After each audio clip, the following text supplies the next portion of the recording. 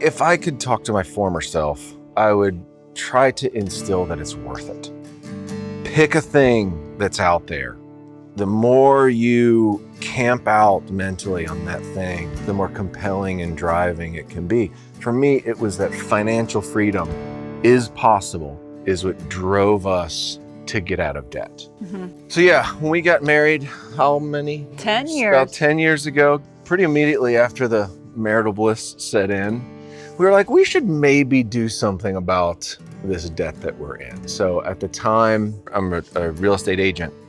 And so it was always sort of feast or famine, right? I'm like, the emotional low of being broke, and then all of a sudden have a big closing and be just Johnny generous and like, you know, the next one's on me. And we had about $42,000 in consumer debt.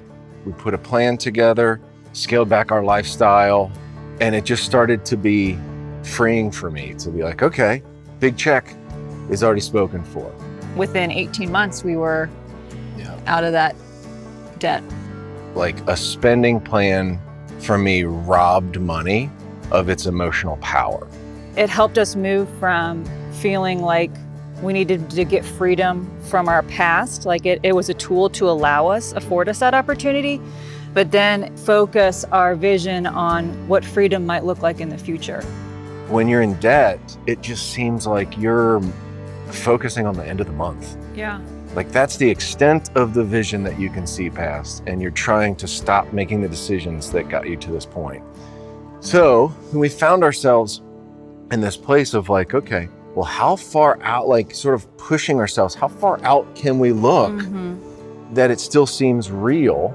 Like for us, it just seems to be real estate. Particularly as we started having kids, we have a chance to affect where they start life. And so I became very attracted to the idea of investment property, rental property, to be like, okay, as the kids grow up, I want to start allocating money towards that, which is a long-term payoff sort of thing. And that was a tool to teach them about business and providing housing and interacting with tenants and being a good steward of a property for the benefit of others, and like how all of those kingdom things are related and how they work.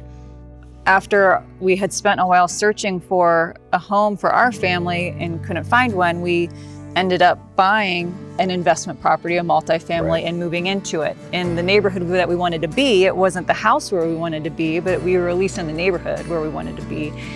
It was a sacrifice in that this isn't really where we ultimately want to be, but like what we didn't see coming, which the Lord really blessed us in, was community during that time. And so we had friends who were in the same position, and they ended up moving into a couple units of the apartment with us. And so it was really a sweet time, and we lived there together for 18 months, longer than we all thought we would live there.